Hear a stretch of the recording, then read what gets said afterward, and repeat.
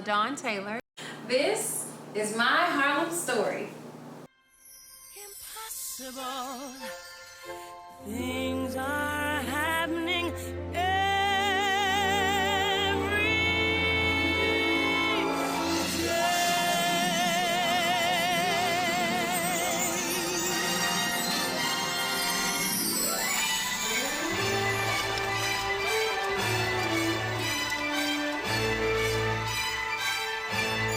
Someone wants you.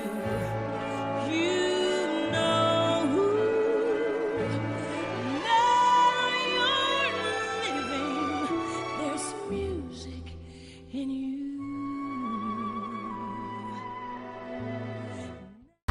Hi, I am LaDawn Taylor. I was born in Oklahoma City, but I grew up in Houston, Texas. I am a Southern girl at heart. I am now 31 years old, and I'm a singer-actress. I am currently here in New York because Broadway has been a goal for years. I've been this close like this many times, but I started with the platform of Walt Disney World as the face of Princess Tiana. And I would have to eventually tell you how that all started. But currently, I am a singer-actress here in New York and creating my own platform. And eventually, you'll get a chance to see that and hear more about that. So, yes. What age did I start acting and singing? I would say it had to be one of those inclines in my life where there was some cause and effects that really, really pushed me. And that would be...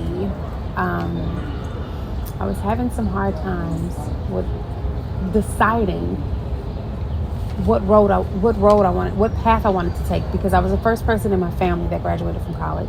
I put myself through college, started in community college, and community theater is what pushed the buttons for me to pursue it. But again, there was some conflict that was happening in my life, and I decided to use that as a push to propel me and to use that hurt and pain, but also as a healing for me through my voice and through the stage. So, yeah. When did I know I wanted to become an actor? I would say after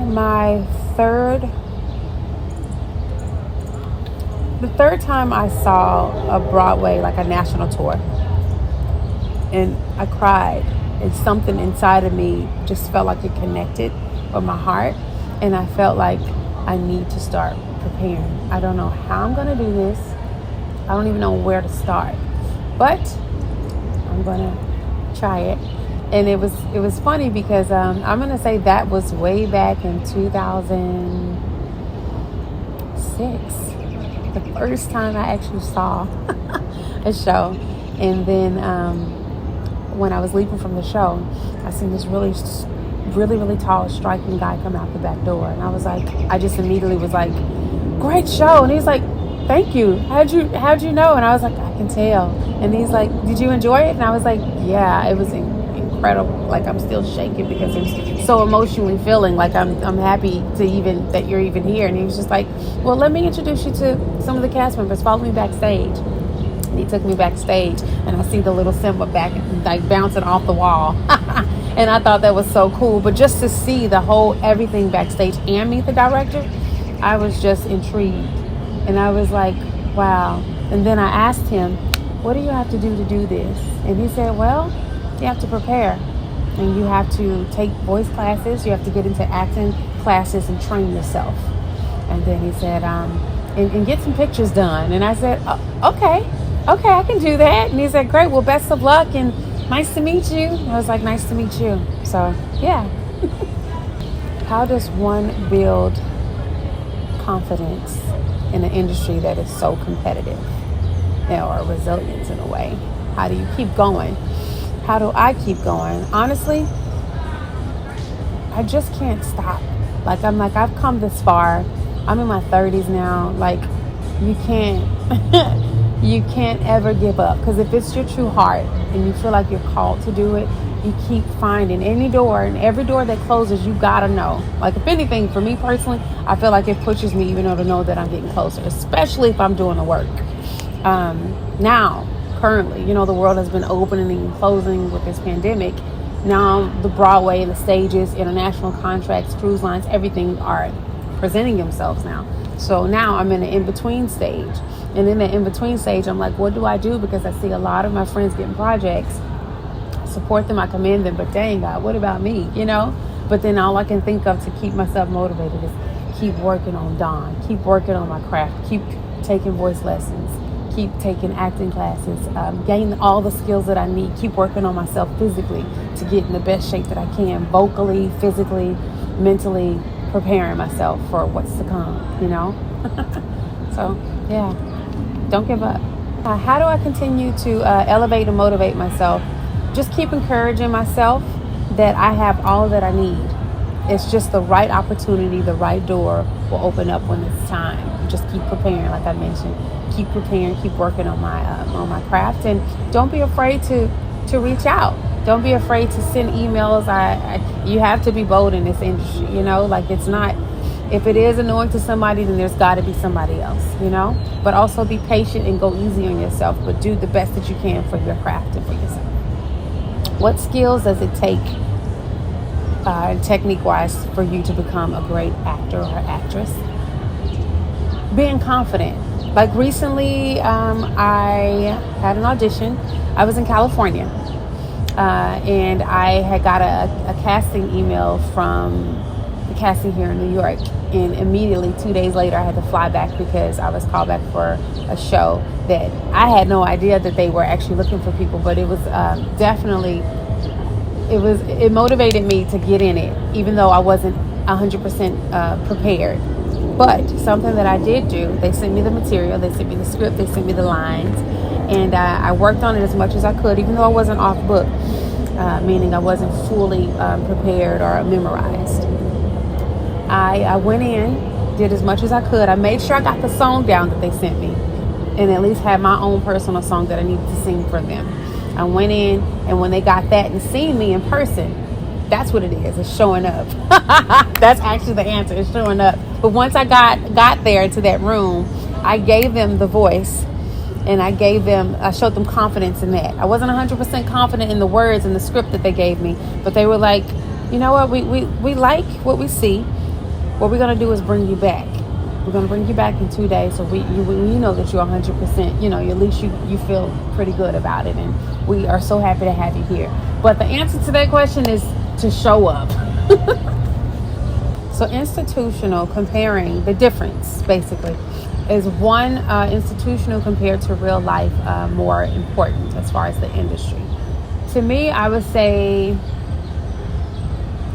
it is, because if you are pursuing the acting world, whether that be film, whether that be commercial work, whether that is stage, 3 different things, right?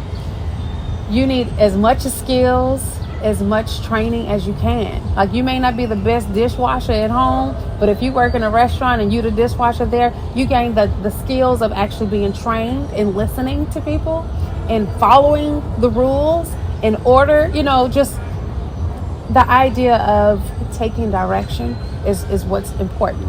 And also the skills of different things, yes. However, like, say for instance, as an actress, I'll be honest, side hustle jobs, catering, that's one thing. Like, catering all over New York, that's one thing that I have done and that I will do because it's a good coin. But it's also flexible with my schedule. Am I going to be catering all my life, or in a major movie or something that, you know, like, probably not. But the fact that I can take direction and that I can do something with a good attitude and be positive and know that I have a goal, I need this coin so I can pay my bills or pay towards this class that I want to take, that's all beneficial, because it builds character in you to be successful in every door and every opportunity, whether it's working in the industry or in real life. So, yeah. What challenges did I face in the industry and how did I overcome them? Ooh, so many challenges. I think I am going to give you one that comes with being in a contract, meaning I'm assigned in a contract as a singer, as a vocalist, overseas or in the States or on a cruise ship. So one of my personal experiences that was a challenge that I've overcame was sometimes not every group or a person that's within your contract, like say for instance they had to hire like seven people for a show. Maybe there's 2 or 3 negative people out of those 7 people, and you have to learn how to adjust and adapt and get along with these people because you guys have to do a show. You have got to be as patient as you can. You have to be as positive as you can. And if you don't, want to be around these people that are negative or challenging or creating a negative environment, you have to keep working on yourself individually to find that peace. And don't feel like you got to change who you are. Don't ever feel like you need to adapt to them just to fit in, because sometimes you ain't meant to fit in, you meant to take over. But it's just like that, like sometimes in contracts you are with, a negative group of people, or it may be positive, but if you can separate yourself from those things and just be as professional as you can when it's time for you to do the job, stick to that, because not everybody in this world is going to be your friend and support you. You got to support you. What do I love about Disney stories? It's not necessarily about the fairy tale of the relationship or the princess getting the prince. It's most of that there is hope and possibility, and that it's all about perspective and how you can change from one thing to another like that. And really it's all about the choice that you make. And so when it comes to Disney, that's something that I can say I love, because it is magical, but at the same time it's hopeful, and it gives you insight that there is something greater out there, even though there's other negative things around you, like the villains, and that, yeah. What inspired me is that I got a phone call for Princess Tiana. I never initially looked at the cast submissions for that, for the role of Tiana, because I didn't grow up with Disney. Actually, we didn't have it like that. It was like it was like Sesame Street and Rugrats and like other stuff, Nickelodeon, like SpongeBob, or just other things to me where I come from, growing up in Oklahoma City and then in Texas with my cousins and my sisters and stuff like that. But Disney was just cute, but I would say I had it happened to fall into my lap. And when I say that, I mean, like, first off, I moved to Orlando, Florida, outside of graduating from college, and I started a new life. I had to do this big leap of faith, because that's what my family instilled in me. And I was like, let me access that. Since y'all didn't do it, let me change it. And so I moved to Orlando, Florida with less than $500 by myself, with no car, no job. And eventually, 6 months into living there, I got a phone call from Disney. But how I got there is I auditioned for their singing contracts. And Disney is so global that they've got like Tokyo, they've got Hong Kong, they've got Shanghai, they've got Disneyland, California, they even got Hawaii, and then Orlando, where I started my Disney career. But yes, so as I auditioned for singing contracts with Walt Disney World as a whole, I got called back for those things. And then in the midst of being called back for like the Lion King, the Big Band Beach Show, the other international contracts that Disney has, I got a phone call for character performer, and that's what they call it. If you ever look it up, you go to Disney auditions calendar. You can look that up. They have auditions like right now, actually. But you go to that and you can find the things that you may be interested in as far as like the calendar lineup for this month and next month. So that's what happened. I would audition, and I would always get callbacks for the singing opportunities, but I didn't quite book them yet. And as I was hard on myself, because it happens, but like, hey man, why is this not happening? Sometimes you're just not ready, or maybe he has another plan for you. So basically 6 months later, I got a phone call from Walt Disney World casting about character performer. And I was like, well, what does that mean? Am I going to be Mickey Mouse? And they were like, not exactly. And I was like, okay, well, sure. And they was like, well, we need you to come here at this time. And then once you get there, tell them your name, and then we'll bring you to the back. I said, okay, thank you so much. And literally, I went in and I realized what it was for. How was my experience being Disney Princess Tiana? Awful. Let me just tell you. Absolutely not awful. No. It was actually an incredible platform. I mean, coming from where I come from and knowing the hustle and the fight within myself, and where the drive and the fact that I actually moved away from my family and stepped out on faith and started a new life in Orlando, Florida. Tiana happened for me, like this country girl, like what? Where I've trained in school musical theater, which is, considered Broadway training, and they tell you not to talk or sound this way. They want to take that out of you and make you more legit or more proper, which, we learn as we go. That's beautiful too. There's nothing wrong with that. But I'm Southern at heart, as you probably can hear. But literally, like for instance, when I auditioned for Tiana, the lines in that script they gave me was kissing frogs and eating bugs all in the same day, So in character, sounds kind of similar because my voice and dialect is very similar to the character. It's like this: kissing frogs and eating bugs all in the same day. Yuck. It's like that. And similar to my voice. It's just not as inflected, obviously. But in a way, it still kind of is. But literally, it was interesting to me because I felt very honored that I was still able to still be myself and not change to nothing else, because that's normally what they want us to do, I felt that the experience was incredible because being the face and being able to be an example for my people, and feeling proud because I know it makes my family proud and makes other black people proud when they see me in the parade and as chocolate as brown as I am, proud and beautiful to them, however I felt, But at the same time, that was empowering to me because when I see the grandparents or the little girls, like, because usually it's the Snow Whites and Cinderellas and Rapunzels and all of those Elsa and Anna characters that everybody is like, But to see the Black Princess, it was like proud. And you see the black people like, yeah, and that was the most incredible feeling I could ever ask for. And I will share one magical moment that was incredible to me. One time there was I think she was about, I won't necessarily know her age, but I know she had to be over 65. She came to me on set and she goes, I just want to say thank you so much for being an incredible example, a incredible role model, because when I was younger, I didn't have an example like that. We were not known to be beautiful figures, and you wear it well. And I was like, in character, you cannot be crying, you can't be, I have to, thank you kindly, and she'd step right on up and I was like, let's take a lovely picture for the family, right? And then I grab her in, give her my arm, and then just lean over, do a little cheek to cheek pose. But it was just amazing. Those experiences are unforgettable because you know that this is a generation of people that needed to see this.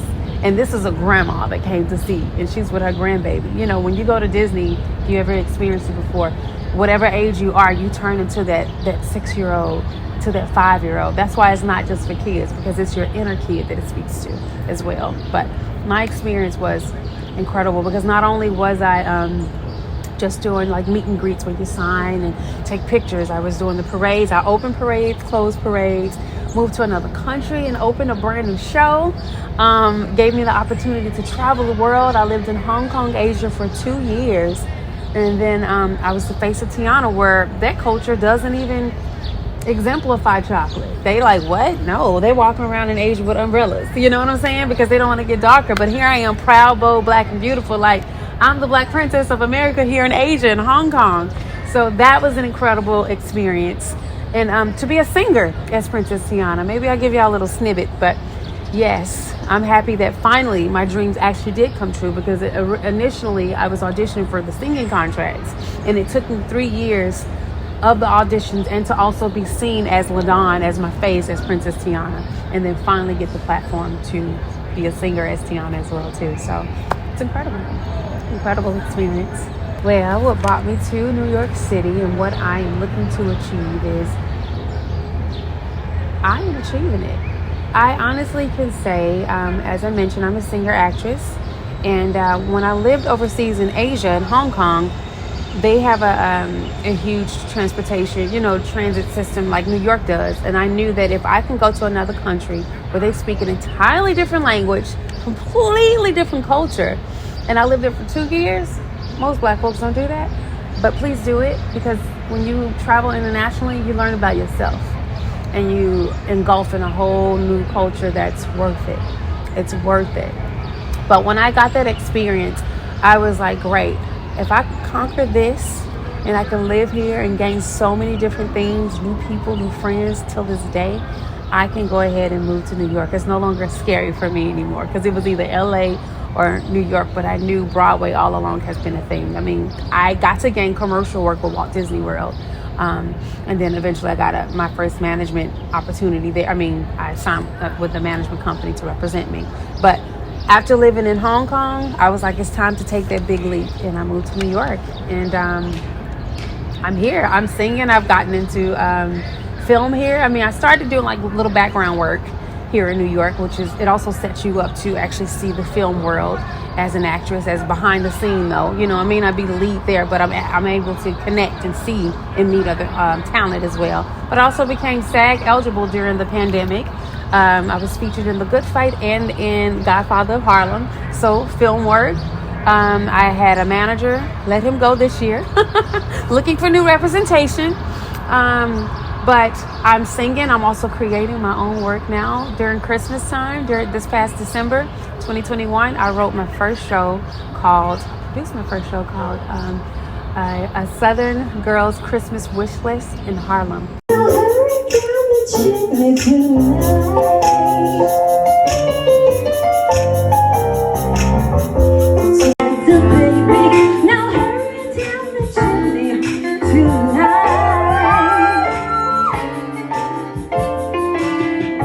Because I live in Harlem now, and I never, ever, ever imagined that, but I'm happy that I finally can call New York my home now. But I'm producing, I'm networking and connecting with so many incredible visionaries and creatives, and I'm actually living the dream and hopefully looking to create a platform for more Tianas all over Harlem, because I do still do Princess Tiana. I now network with other entertainment companies that do princess parties, and they call me in. As a matter of fact, fun fact, I did Cardi B's little girl Coach's birthday party last July 10th. They contacted me and hired me to be their Princess Tiana. So yes, I'm hopefully looking to hire young black girls, or at least teach etiquette and also, you know, poise and all that cute stuff that happens, because I know a lot of people forget about that. And I'm a Southern girl at heart, and the way I was brought up, I would love to share, but also push you to know that you can do anything your heart desires. Doesn't matter who you are, where you come from, what you don't have, but it's possible if you believe. But yes, New York, I'm achieving it, so I'm here.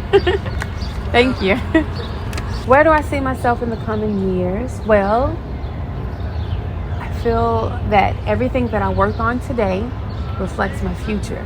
So I'm still working on my skills as a singer, as a creative, producing my own work and creating platforms for other young black girls, or just all diversity, because I don't like to exclude anybody. But I definitely want my people, my color, and all of that, and people of color to rise and see their significance and their beauty and their individuality. But I would love to create a safe space for young creatives, young talent. I love to create a space where you have an escape to go from your home safely to a space that you can write, you can draw, you can paint, you can direct, you can sing, you can dance, you can act, and you can learn. And it's a safe space for you, you know, and to be the best that you can. But with it, like a foundation, basically, an empire, a platform to just carry out for my own legacy, for my future, for my kids eventually. Any inspiration or encouragement that I could give to the next generation that wants to be an actress or an artist or creative, go for it. Nothing is stopping you but you. Even if you don't have it, because I know there is also circumstance, but whatever it is that you feel inside of you, hopefully that's drawing you and pulling you away from something that may be your normal norm, that's going to actually make you stronger, better, bigger, greater. Follow that. The one thing that you fear the most, run to it. And don't be afraid to ask questions. Write it down. Take notes. Like the best people that you look up to, follow them and see what they did, the steps that they took to get there. I would say everything that we really want is in our hands. You just have to do the work. And don't allow what people place on you or make you feel about yourself stop you, because you are more than a conqueror. Like, you really can achieve things. I mean, originally, like I said, I'm from Oklahoma City. Was probably not expected to do much but get married and have several kids. But that wasn't my story. That wasn't what I wanted to do. I followed everything that made me feel like I was free and liberated. And then here I am in New York City and state of liberation. You know what I mean? But I followed that. I'm that little girl, that little person that's like, man, I want to be that. I became the woman that I saw myself, and I'm still thriving and striving to be even greater. So if I can do it, you can do it.